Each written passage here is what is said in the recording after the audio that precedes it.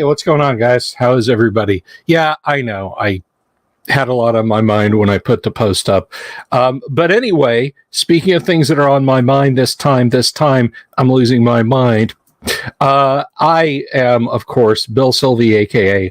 The Dungeon Delver. And how the hell are you? We have a lot going on before we get into too much into Dark Tower, and I want to talk to you about it. Tomorrow night, I know tomorrow night is normally first edition AD&D live stream after an hour of preamble ramble, but all that has changed for this week and this week only. Yes, they do, Bob Jester. Yes, they do. This is only this week. Tomorrow night, Heidi Gygax and Eric Garland will be here. That's right. The husband-wife duo that brought us Till Death Do Us Part, and its add-on, The Darkness Under the Waterfowl. They'll be here because they have an exciting announcement. They have a whole bunch of cool stuff that we're going to talk about with them, and this was the best time to do it. So, tomorrow night, they will be here. Hopefully, if the AD&D crew can get free, we can move to Thursday, which is nominally the interview night. Wednesday, Kyle will be here, and we have a plan. And our plan is this. We're going to do a hex crawl. Kyle and I have done this before. I think it is exceptionally helpful, particularly to neophyte game masters. Look, whether you're a dungeon master, if your jam is Warhammer Fantasy Roleplay 1E, guess what? You can use a map of the old world and the first edition AD&D Dungeon Master's Guide and create encounters. It's pretty cool. Hello, Lightmane. Greetings, Trace Richards. Eric Morlock, how are you? How are things with the sirens? A little Morlock joke there. Anyway, so that is Wednesday night. We're going to show you guys how easy it is to populate your world. And I posted a long thread on Twitter about how you do that. But you're going to want to see it in action. And Kyle and I will be here with a Dungeon Master's Guide and some dice. And we're going to take you through it. It's a how-to D&D episode. Don't miss it. Don't miss it. And like I said, depending on what happens Thursday night could be open, or Thursday night could be when we play AD&D. Friday night, of course, we'll have some opening preamble ramble. And then at 9 o'clock, we will return to Gamma World, and we will play some Gamma World. Eloi are tasty, yes. Next week is kind of a big week. Our schedule will return to normal, except the show will start at 7 o'clock on Thursday. Why will it be starting at 7 o'clock on Thursday? Oh, that's just when Errol Otis was available. That's right. Yeah, you heard me right. Errol Otis, guys. Errol Otis will be here next Thursday at 7 o'clock. Bring your questions. Get ready to talk to the man. Errol will be in the house.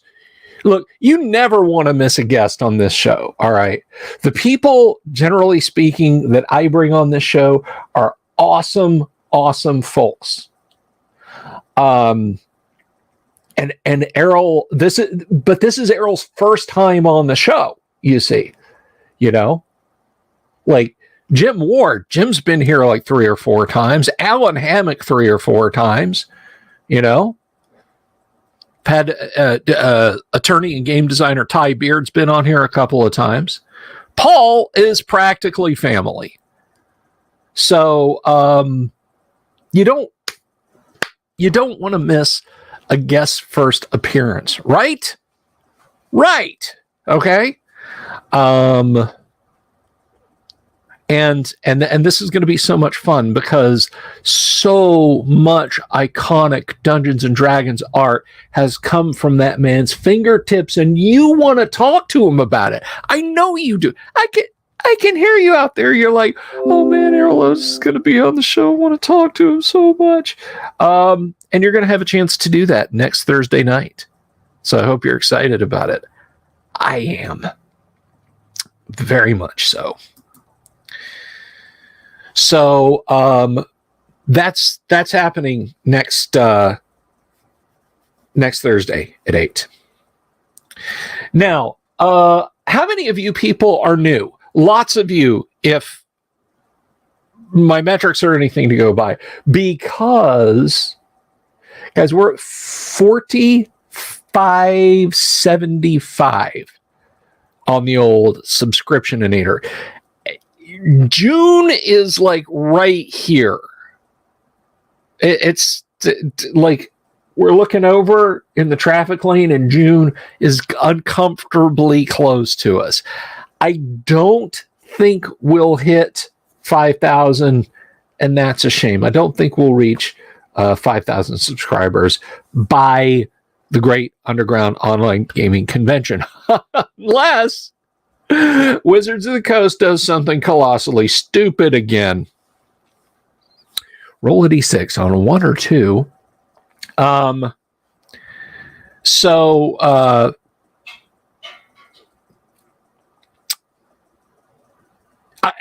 still holding out hope.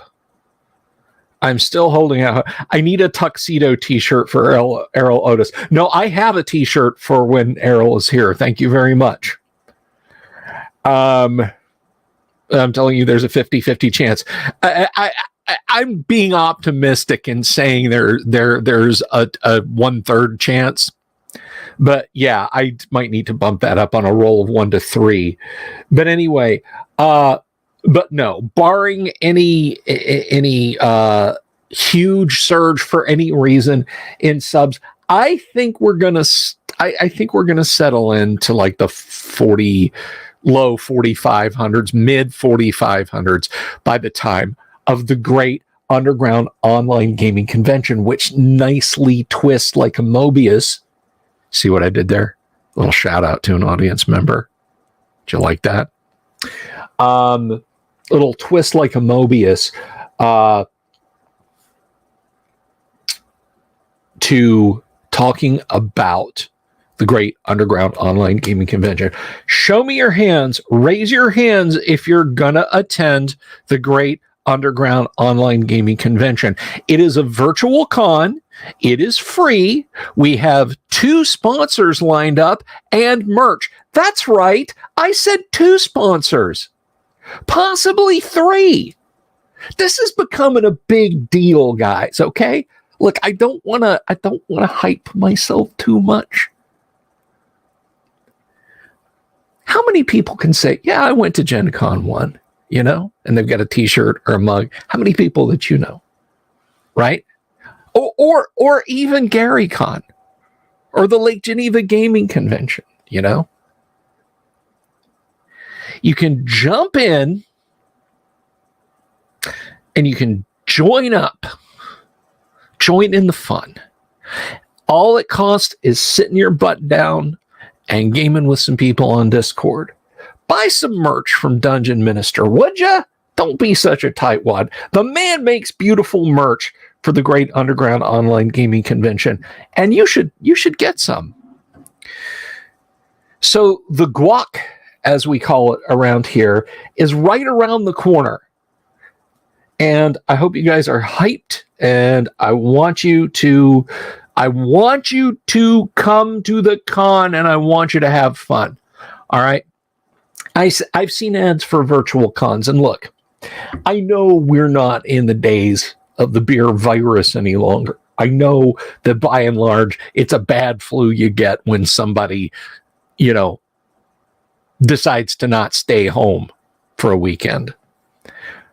And you're like, well, I'm just going to go to a real convention. Man, I'm going to North Texas. I'm going to Gary Con. I'm going to, blah, blah, blah, whatever. Guys, trust me, it's an awesome convention. Please sign up at warhorn.net. Do you guys need that link? Is there anyone out there that I've not sung the gospel to that needs that Warhorn link right now? If you do, let me know. I'll put it up on the screen. And I can do that thing.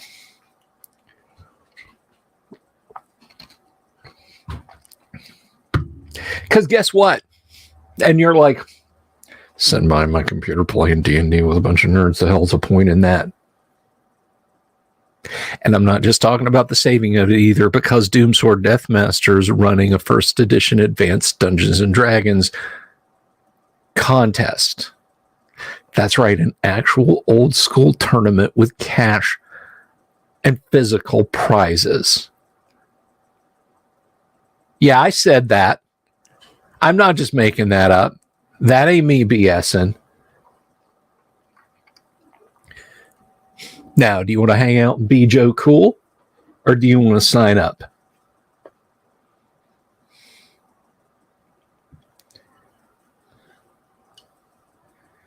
Greetings, Lux.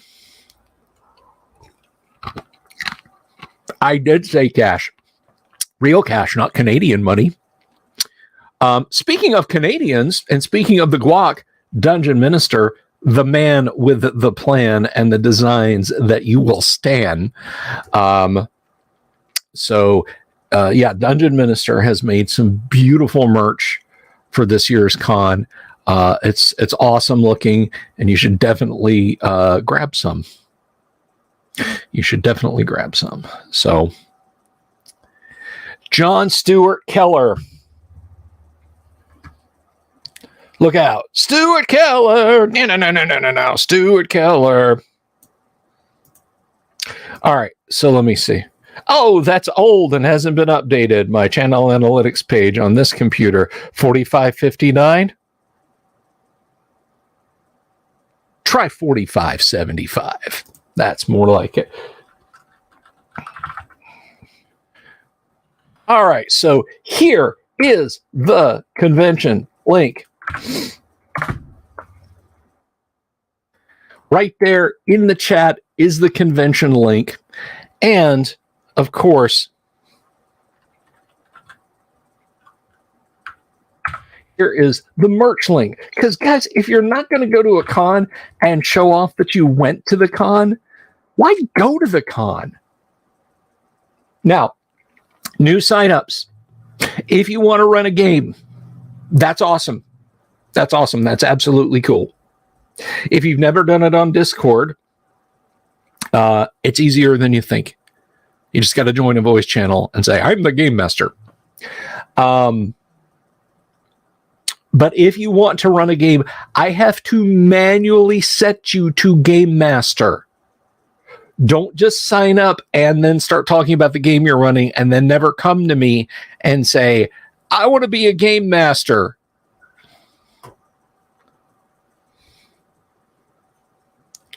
That's right. Dungeon Minister's not just an expert graphic designer. The man has an absolutely fantastic YouTube channel. I consider it a provisio of being a fan of the Delver's Dungeon, if you're not already, to subscribe to the Dungeon Minister's channel. Please go do that.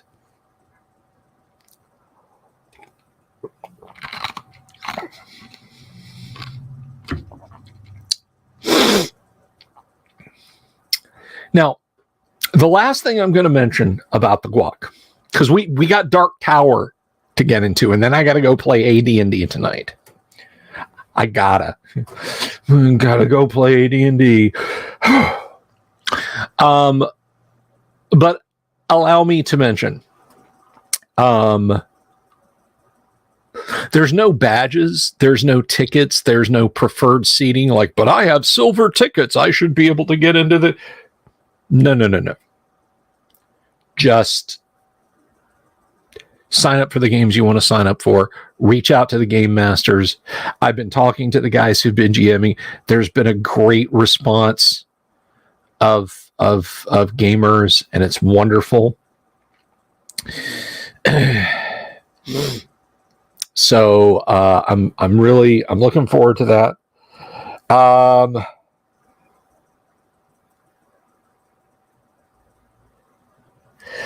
So anyhow, I hope you guys are now as hyped and as excited about coming to the Guac as I am about putting it on. I haven't decided if I'm running anything, by the way. I am the equivalent of just roaming around the con going, hello, how are you? Good to see you. Very nice. So I don't know what I'm going to do for the con yet. I'm going to be late to my own damn convention sign up. But it's, sorry, I'll dry skin on the schnoz. It's going to be good. It's going to be fun. And you guys are going to want to be there. And if you're like sitting around on June 23rd going, what is this? Something I was going to do. The con! You're going to hate yourself. So, Death Angel Shadow, good to see you. But anyway,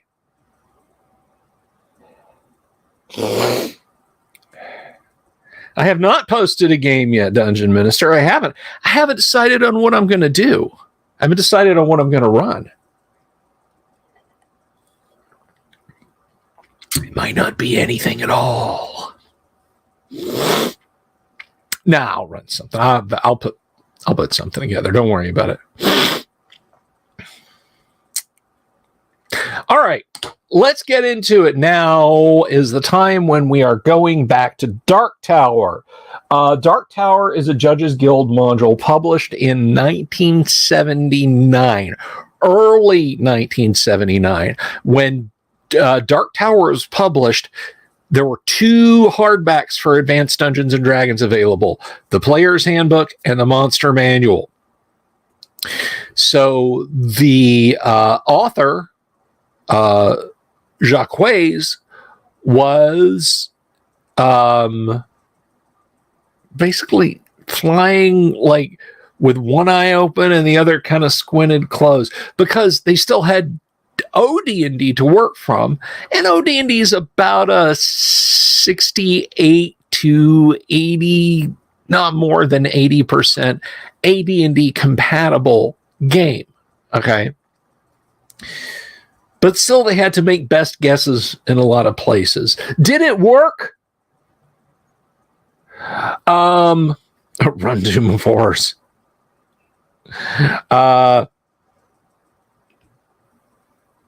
So, did it work? Let's find out, shall we? Let's continue to look at Dark Tower, and we'll add that.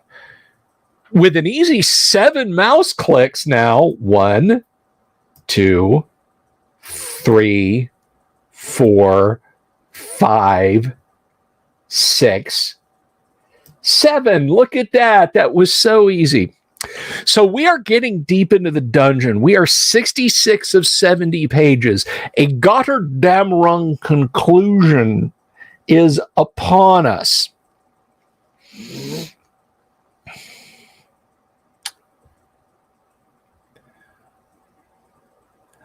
So we already looked at the treasure vault of Kona the Dissenter, who, for all the world, is looking like a character from the Venture Brothers right there. Get the hell out of here! You know, kind of.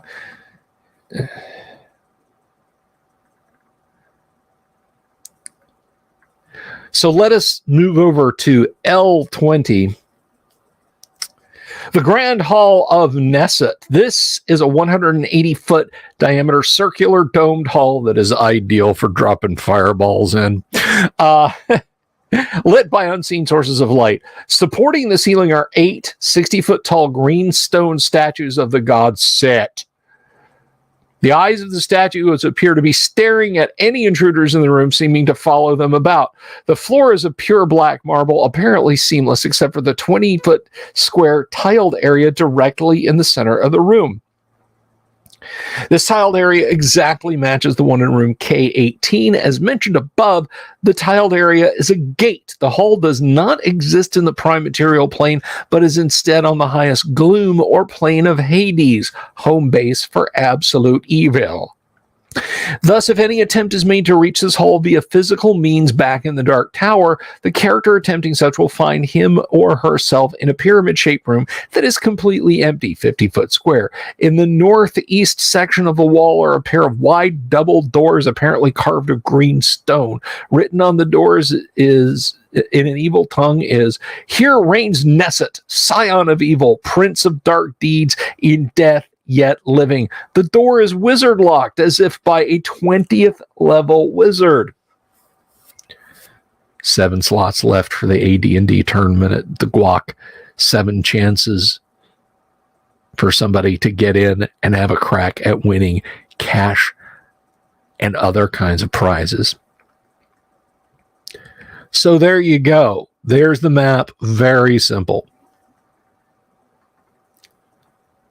It's like the icon of sin and doom, just big room.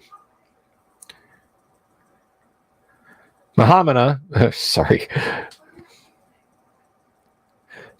the Chosen. Once an adventurer steps off the tiled area in the center of the room, a low rumbling will be heard, and the southernmost statue in the room will seem to burst into 1,000 shards from about midway up. Out of the statue will come the chosen son of Sit. Manahath. See illustration of Manahath the Chosen. Manahath can be best described as having a lower body like a gigantic snake, the four-armed upper torso of a giant man, twin insect eyes, dragon heads, and monstrous bat wings. He is one of the 4 chosen sons of Set. See, the sons of Set.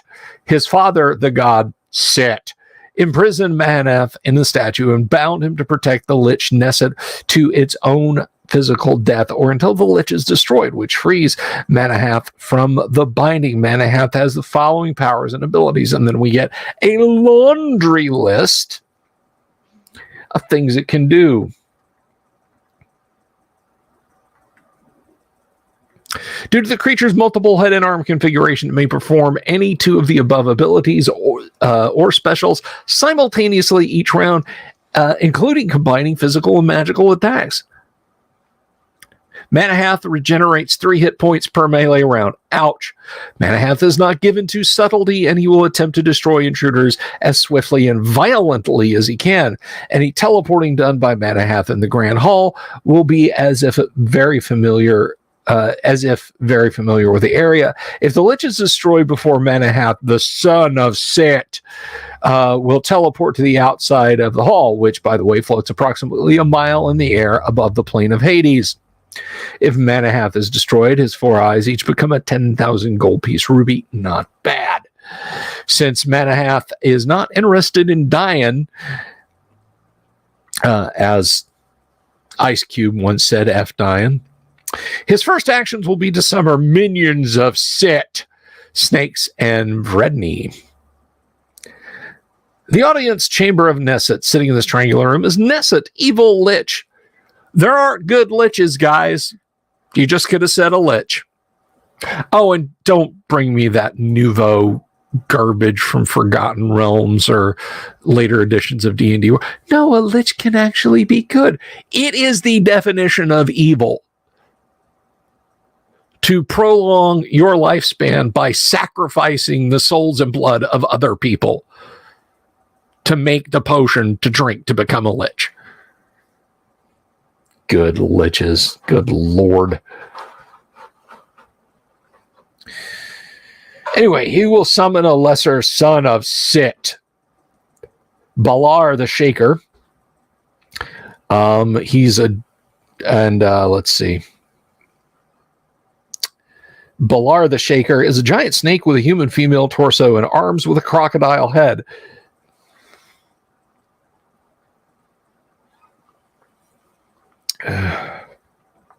If you have a lich, scratch it exactly. Where there'll be door prizes, Vinny wants to know if there'll be door prizes. No. I mean, I won't. Look, there's going to be giveaways. There will be giveaways. There's stuff in the works, guys. So yes, but no, but yes. We'll talk more about it. DRT is the AD&D game that is being run by Old Redneck. So you should ask him about that on the Discord.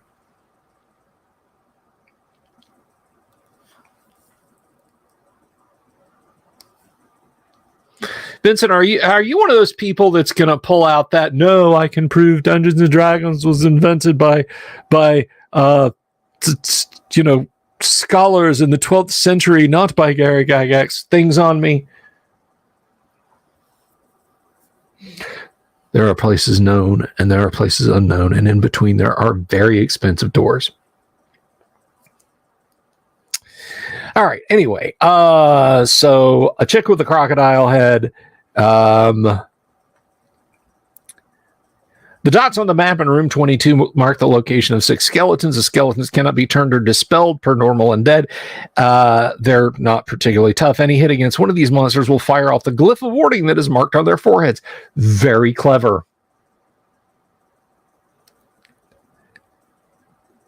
Each skeleton can do 38 points of electrical damage to any who attack it. That's like Diablo-esque. I like that.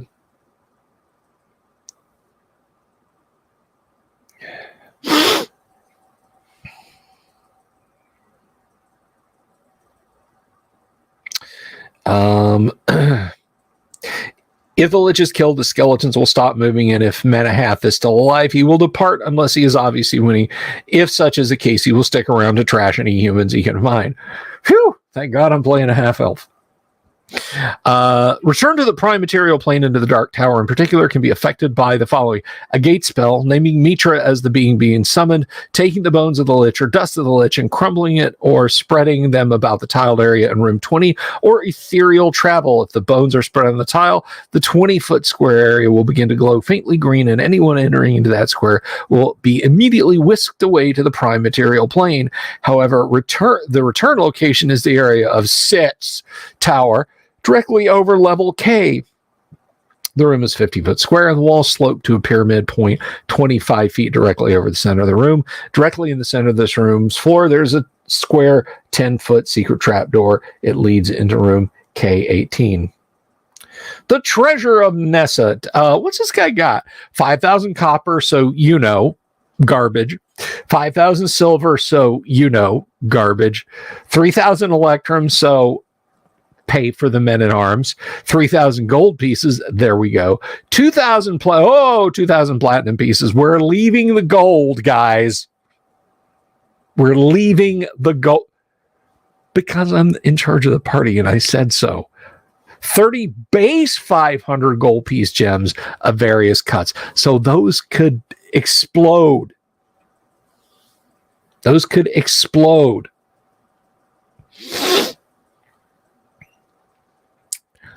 I feel an explanation's in order. When I say they could explode, I don't mean the gems will go boom and shatter. I mean, it is possible that their value will increase. I think the top end is 4 million gold pieces. But the number of times you'd have to roll like a 1 are so absurdly improbable as to beggar belief. But it could happen. And there's 30 of them. There's 30 chances that could happen. I think you're right, Brodo. 12 various pieces of jewelry valued at a total of 16,000 gold, and a single 50,000 gold piece Simophane, is that Simo or Kaimo? Simophane gemstone, a lawful +1/+3 versus dragon sword, potion of treasure finding. Here it is. Potion works. And a clerical scroll containing gate. Final note, if Nesset is killed, all the undead in the entire dungeon will discorporate. All the monsters in the Dark Tower itself will either die or stop functioning. Sons of Sit. Accepted. All persons whose lives have been unnaturally prolonged by the presence of the Dark Tower will begin to age at a rate of 10 years per turn unless a potion of longevity is administered simultaneously with a cure disease spell. The dungeon itself will begin to crumble in 12 turns after the death of the Lich, starting with a 4th level and working up at a rate of 1 level per 6 turns, totally collapsing in 36 turns. Only the 2 towers will remain standing with their tops poking up above the ruined countryside. The only way out of the Dark Tower once a dungeon caves in will be by pass wall through the roof. A thought! Considering the history of the dungeon, it will probably not be long before the digging starts again. This is the end of the dungeon adventure scenario, Dark Tower. We at the Guild hope that you and your players have enjoyed it thoroughly. Well, it is darn interesting. So we have space and pages for notes. I honestly didn't know if we would finish this week. There is the inlay, or rather the back of the module. An ancient evil has overtaken a once holy shrine. Thus, a sleepy mountain hamlet becomes a focal point for mysterious disappearances and even stranger legends of what lurks beneath the village. Oh, come on.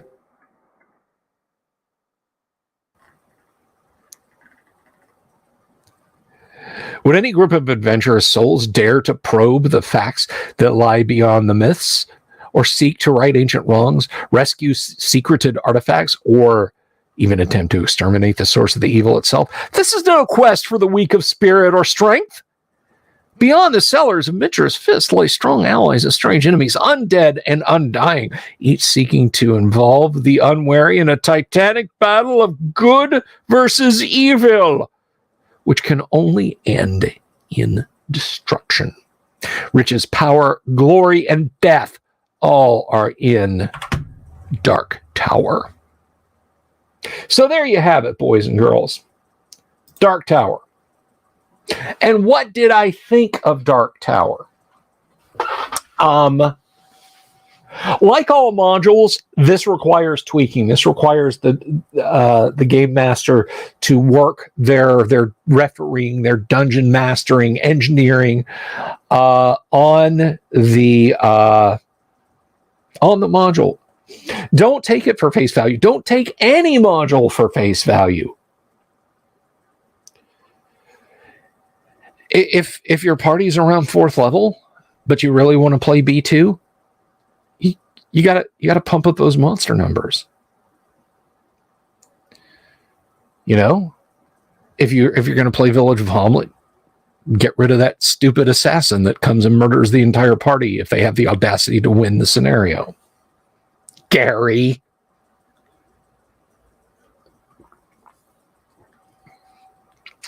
You've just got to adjust all modules, and Dark Tower is no exception. I think some of the proximity of weird dungeon things, I think if Jacques had a copy of the Dungeon Master's Guide and a little bit more insight into what creates a good AD&D dungeon, I don't think there'd be that much different in Dark Tower, but I think like maybe there'd be fewer puzzle traps, more considerately placed throughout the dungeon, so they would truly be unique. Not like, okay, we open the door and go in the room.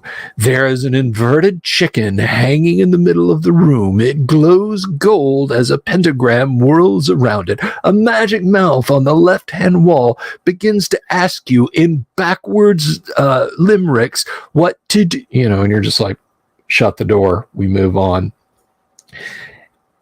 So I think you as a game master, first of all, I think all of the various traps and magical things, I think they're all good. But you might excise some of them to use in your own dungeons later. combat balance.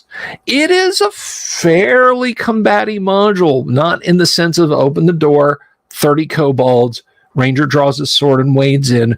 We wait outside until the screaming stops kind of combat stuff. The set piece combats are unique and memorable. Some of them are borderline silly, like the what is it? The frost giant who's dressed in motley and demands a belt from every character, that sort of thing. The overall setting, it's great. You know,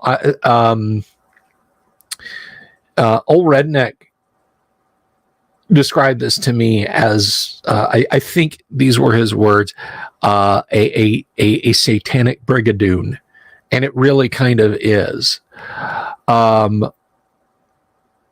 As a guy who loves to play a paladin or a lawful good ranger or even a lawful good fighter, if I can't get either one of those, like, my heart aches for the people that you can only save if you're exceptionally clever and exceptionally lucky throughout this module.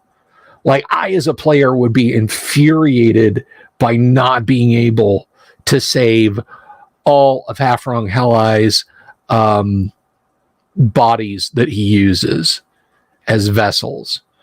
You know, the low int, low whiz woman, the low int, low whiz fighters, the caravan. You know, we get that wonderful, fully detailed caravan.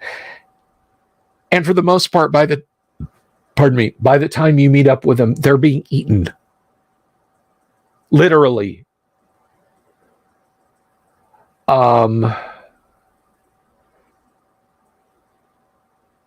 So, you know, that's very cool. The minions of Set and the Lions of Mitra. Now, I read the module, but then, you know, we kind of brought it on the show and worked through it there. But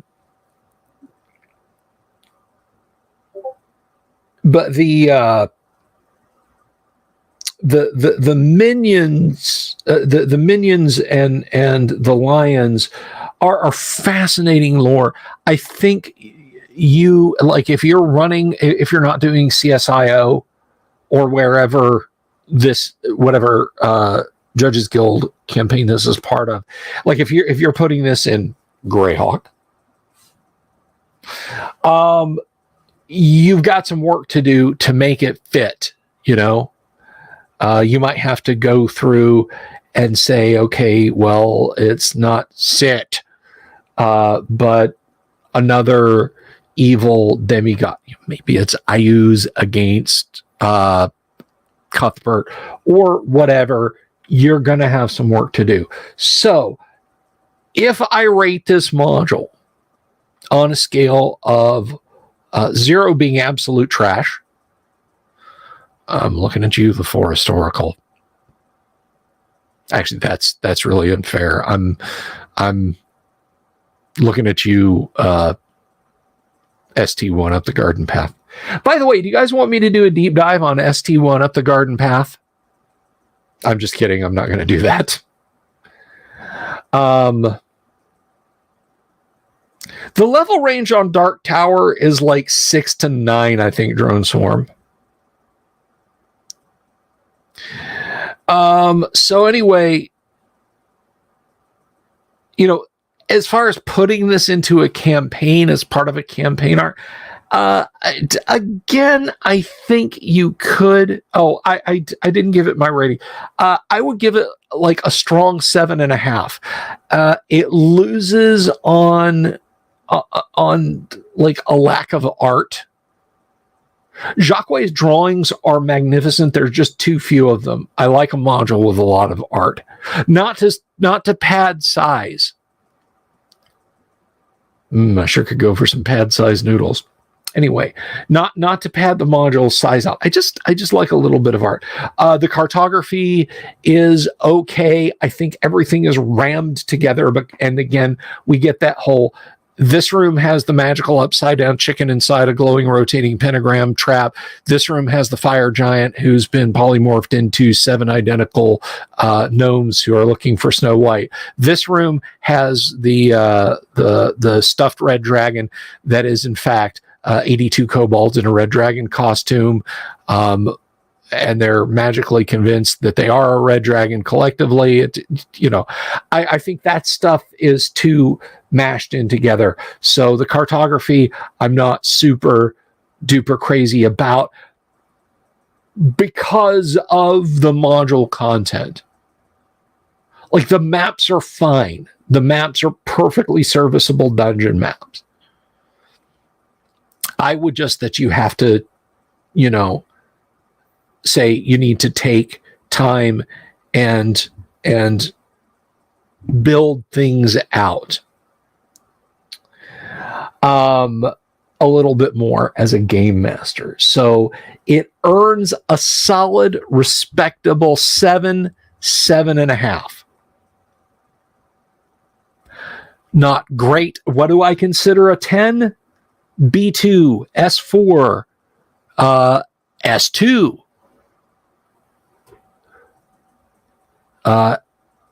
A1, 2, and 3. Those are 10s.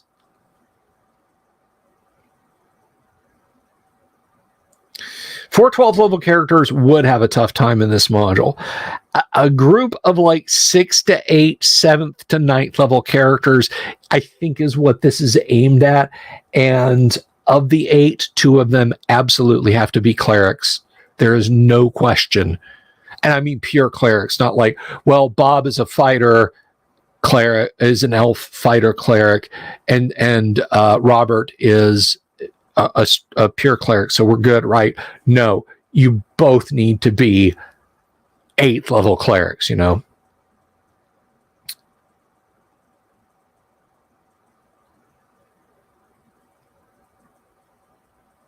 So,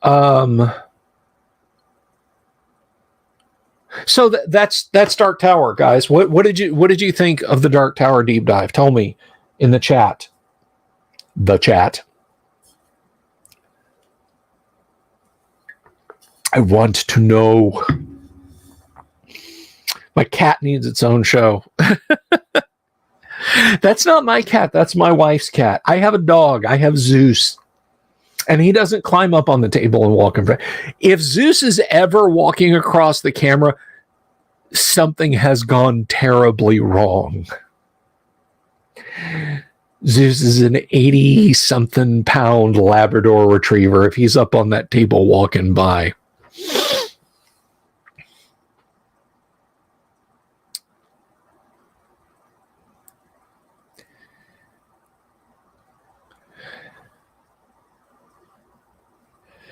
So if we don't end up playing AD&D on Thursday night, we will talk. I don't know what we'll talk about.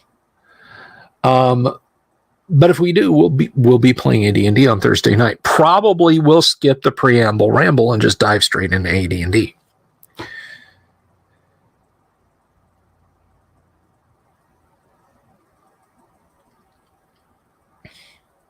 Orbital, that, you know what? You really, really condensed the essence of my thoughts quite nicely there.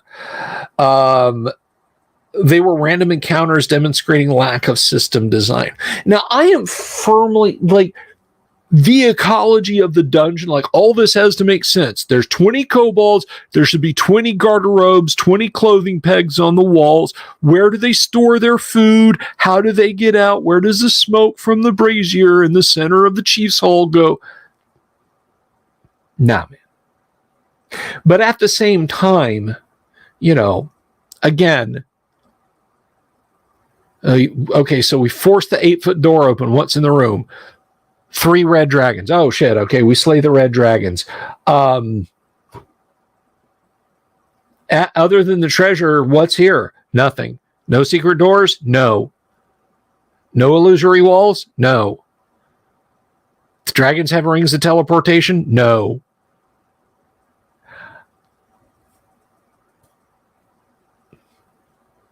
You know, that is a little weird.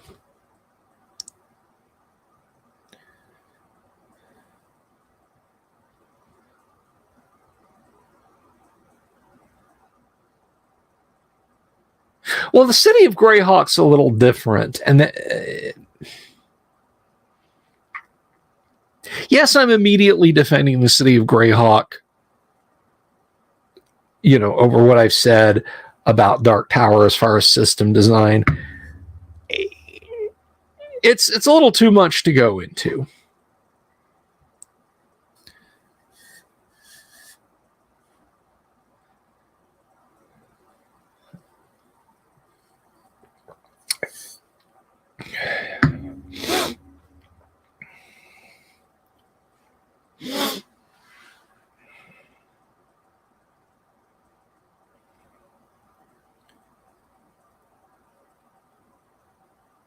Oh no, Jack, this was not the long. No. This was not the longest by far.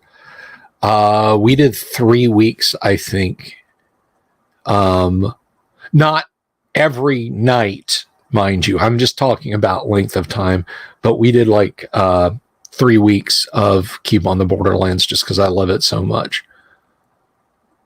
There's a moth flying around in here. Hello, John Walker.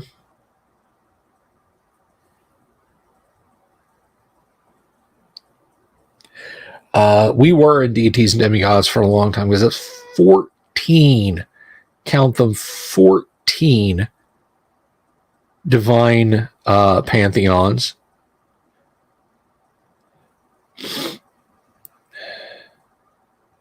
And then, you know, you've got like all the various bonuses, boni, if you will, to characters who are not gods, but gain potentially godlike powers, you know, 25s. I was listening to some discussion about the current edition of Dungeons and Dragons, and guy was talking about my barbarian berserker raged, you know, and he has a 29 strength. And I'm like, what the F has happened to D&D? Did they just throw out all reason with 5e? Yeah, I'm gonna get on my Edition War bully pulpit for a second here. Did they just dispense with all logic and all reason?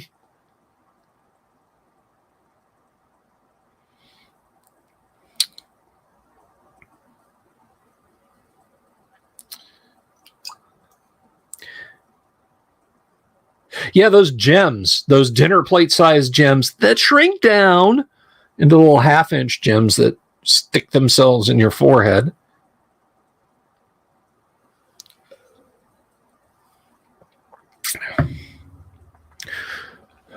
When did the owners of Dungeons and Dragons abandon reason for madness? How was that? Was it? I felt like that was a pretty good Gandalf, I think.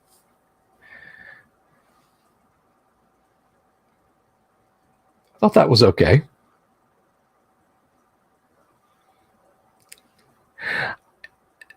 You know, I would make the argument that it needed the wizard's hat. Well, only one person has asked for it. You thought it was Christopher Lloyd.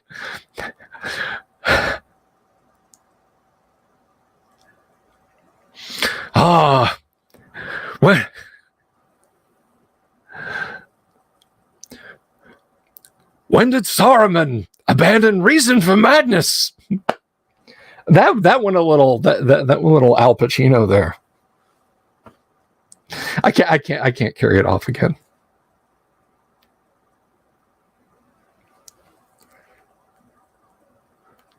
Jimmy thinks my Christopher Walken is better.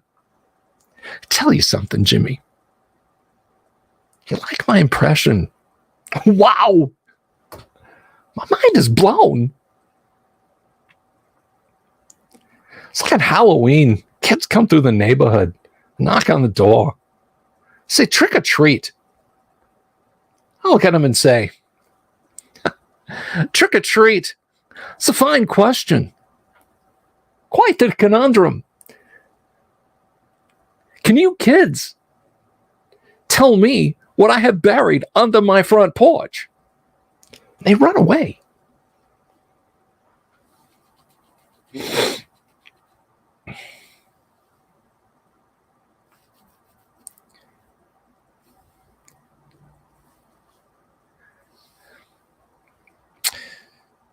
We're playing additions, but the habit of not killing characters is still a custom.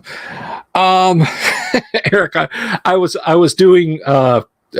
We got to talking about the impressions I can do, but my Sean Connery impression is still better than any of the others. Better than Pacino. Better than Christopher Walken. Certainly better than Ian McKellen. Your attack was too slow, Highlander. No better than that of a clumsy child. Lose your head and the game's over. Comrades, today we sail into history.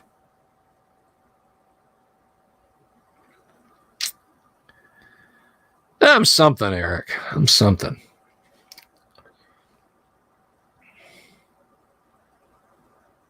James Mason is Saruman. Your love of the halfling's leaf has addled your judgment, Gandalf.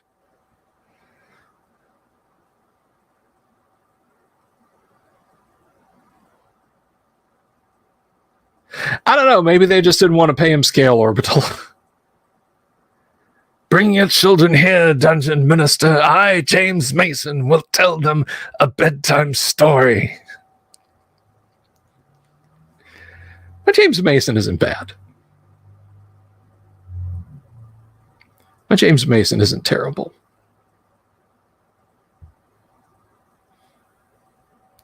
What about James Mason as Thulsa Doom? Now they shall know why they are afraid of the dark. Now they shall know why they fear the night.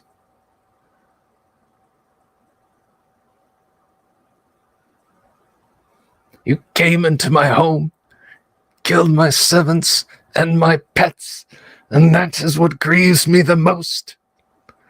You killed my snake. Thorgrim was beside himself. He raised that snake from the time it was young. Oh, I can't do Brian Blessed. I can't do. Mason needs more work. It needs more volume and more dryness, but I think it's not bad. I think it's not bad. You know, one of my favorite movies of all time when it comes to classic actors, this is apropos of nothing, guys. But if you want to see like court intrigue and politics at work, go watch the 1960, I think it's 61, don't quote me on that, Richard Burton production of Beckett. Avail yourself of that film. You will thank me. You will thank me.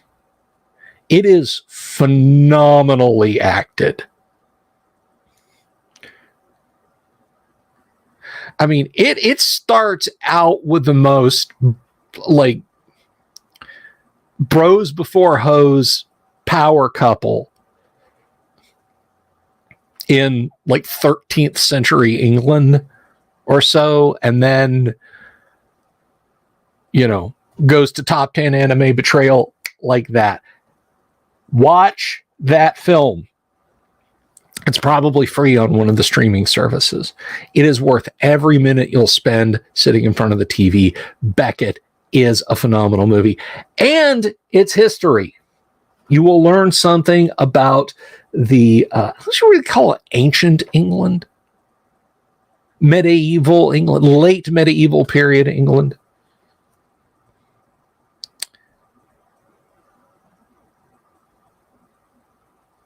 Was there a mention of a... no, I don't think there was a mention of fighting a powerful warrior with a floating skull for a head.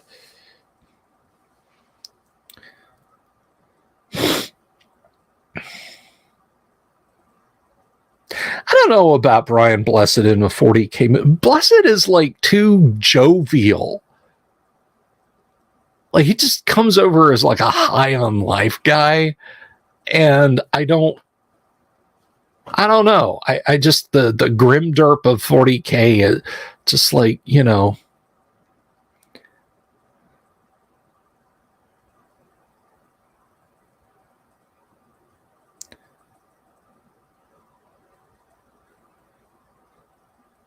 Well, Jack, I think it's time for a rewatch on Beckett. More smooth than my Mason with a dash of sublime, and I've got it. I'll work on it. Not a lot of call for a James Mason impression, if I'm being honest, right? I mean, you know, my daughters, when they want to hear a funny impression, want me to, like, you know, try and do, you know, fucking Ant-Man or something. The guy's voice is, he's a cool guy and a wonderful actor and all, but I mean, he just like, well, here I am, you know. I mean, it's not a distinctive stage voice.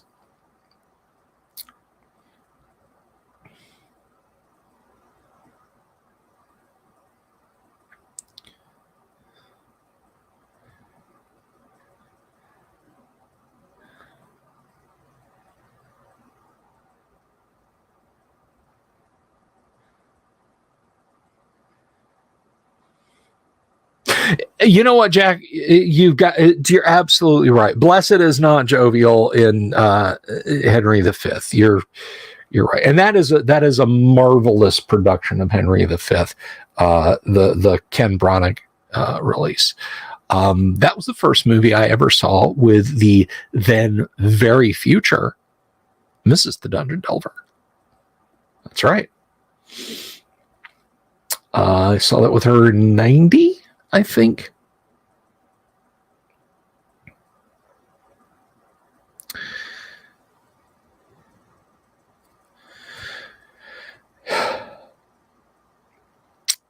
But anyway, so again, to remind you guys, tomorrow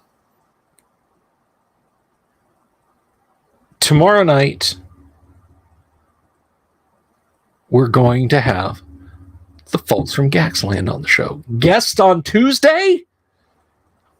You guys had better clean this place up. God, Christopher, is that your underwear on the back of that chair? Yeah, I know it's clean. What? Please put it away before Heidi and Eric come over. Bob Jester, could you not have just taken your shoes off out by the shoe rack by the front door? John, you're fine. You're fine. You're staying on top of things. You're fine. I'm going to wrap up here too in just a few minutes, Trace. So you're not going to miss. You're not going to miss. You didn't miss Errol Otis. No, Errol is next week. Errol's going to be on next week. Drone Swarm, you did not miss Errol Otis.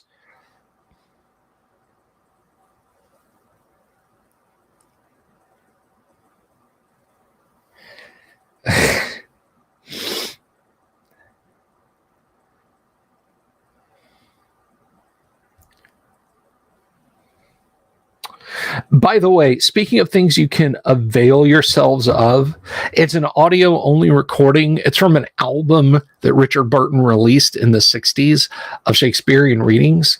And it's, you know what, I gotta, it's from Richard III. You know, the soliloquy from Richard III. Let me find this real quick. I'm just going to drop the link on you guys here.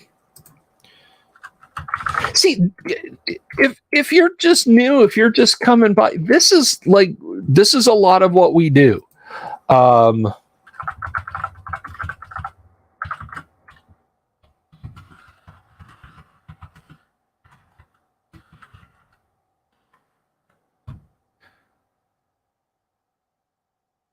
Wait, was it Richard III?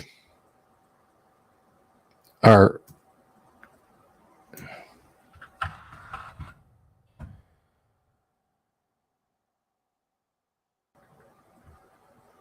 I'm sorry, Richard II. Go watch this after the show tonight. You will thank me.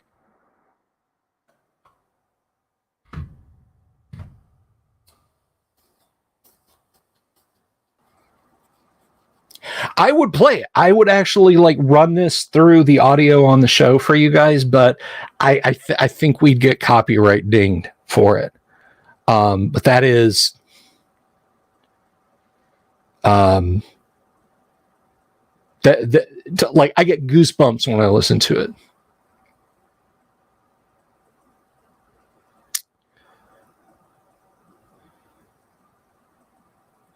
Well, there you go. DRT was dead right there.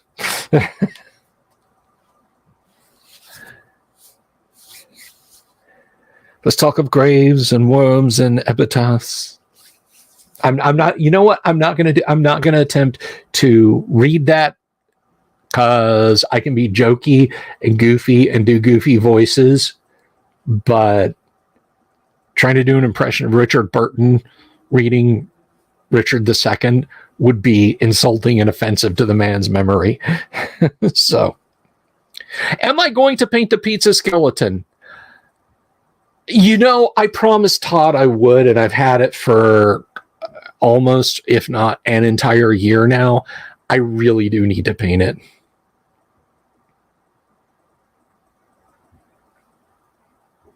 I really do need to paint it.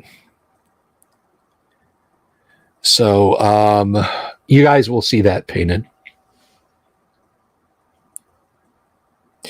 I mean, I don't know if you guys want to watch a painting stream ever again. You need to tell me, like, you know, a Thursday night painting stream instead of.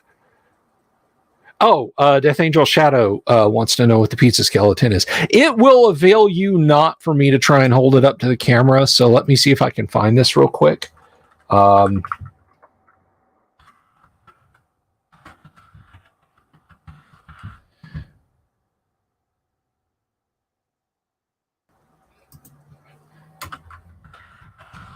Let me see if I can find this real quick.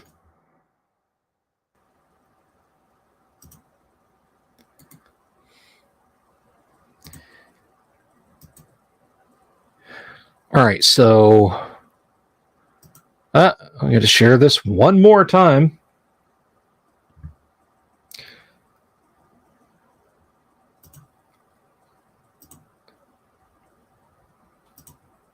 Because, you know, I got to...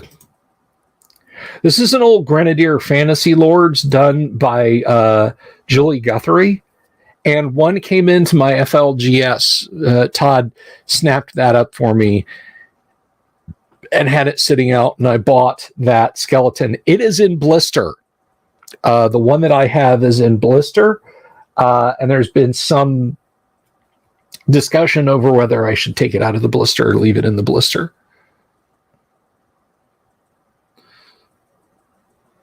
So you guys will have to let me know. Do you want it painted? Do you want it not painted? Do you want it in the blister? Not in the blister? Tell me.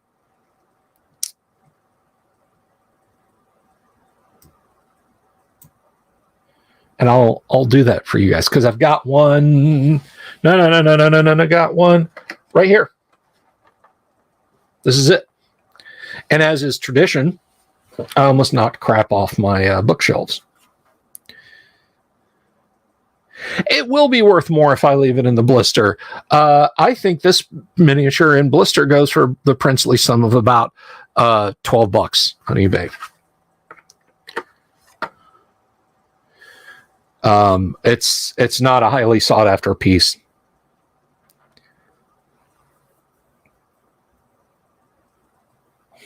It looks like it took longer than 30 minutes. Well, the magic user had to sleep to memorize animate dead.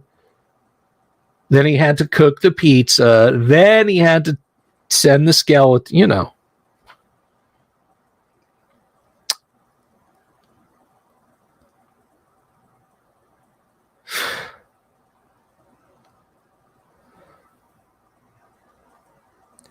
Cosa Nostra Pizza, 30 minutes or less. Oh, I love that reference. I love that reference. Snow Crash was such a phenomenal novel. You know, it's funny. The society was just as broken and dystopic as was that in the Sprawl trilogy, and yet it was more fun. Like it was. Cyberpunk was a late 70s, early 80s view of the late 21st century. Snow Crash was a 90s view of the late 21st century, and it shows. It shows.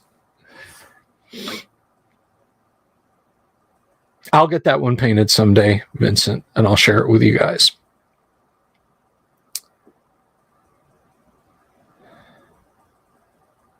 He wasn't wordsmithing like Gibson, but he was wordsmithing in his own way. I mean, you know, the street lingo and stuff like that overflows, you know. They've been trying to make a film out of Neuromancer for what? The book came out in like 1986, and it was around 90 people started talking about optioning it. So 33 years they've been trying to make that.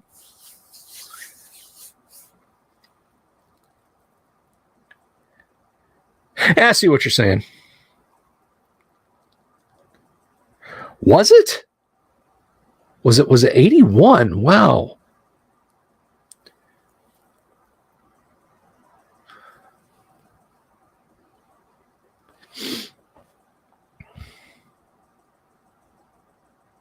I don't remember.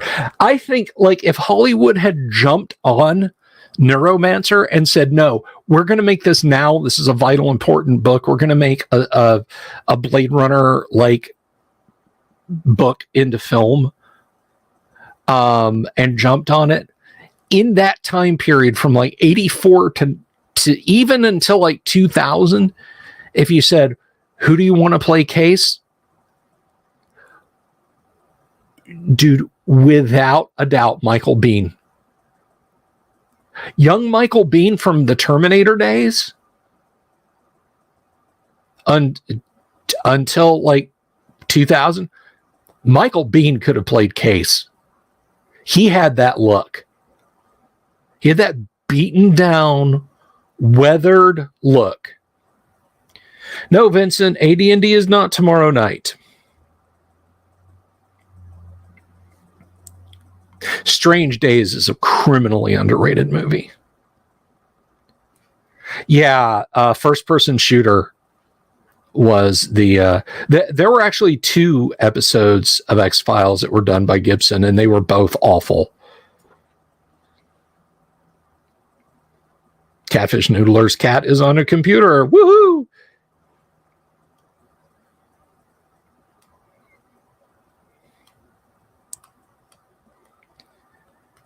Anyhow, I'm going to wrap up there. I have, I have AD&D in a little less than an hour. So you guys have an absolutely wonderful evening. Strange Brew was, well, we were talking about Strange Days, but yeah. And by the way, if you're just stopping by and you haven't already, please, if you like this video, give it a thumbs up.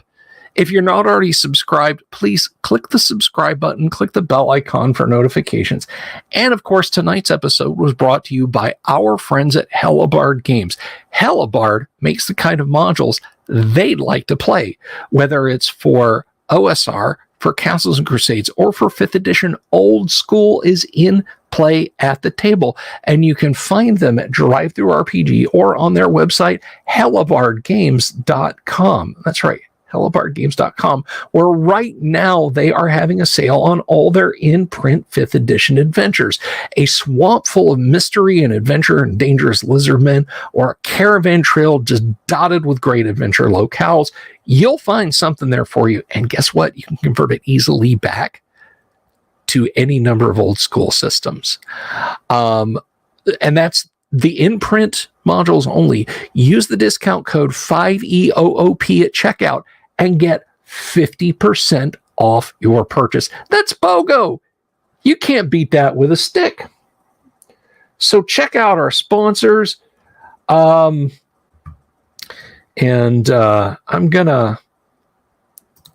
gonna slide on out of here, guys. Listen, I love you all. This has been a lot of fun doing the deep dive of Dark Tower, and we'll have some other fun deep divey kind of stuff. Y'all have a wonderful evening, and I'll see you later. Have you seen my owl bear?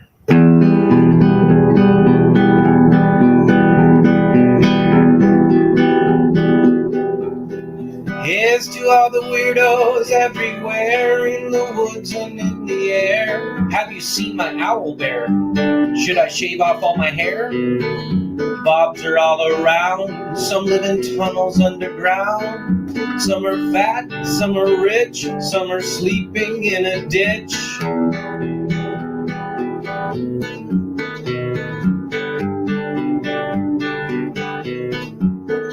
Can you ride a crooked horse without a saddle, way off course? Naked as a toad, all the way to Smoky Joe's. Have you seen the little creep driving fast in his little green Jeep? He smells like fish and brandy, but his rotten teeth look dandy. Take me to the show, I don't care if fast or slow. From action flicks to dancing dicks, just take me to the show.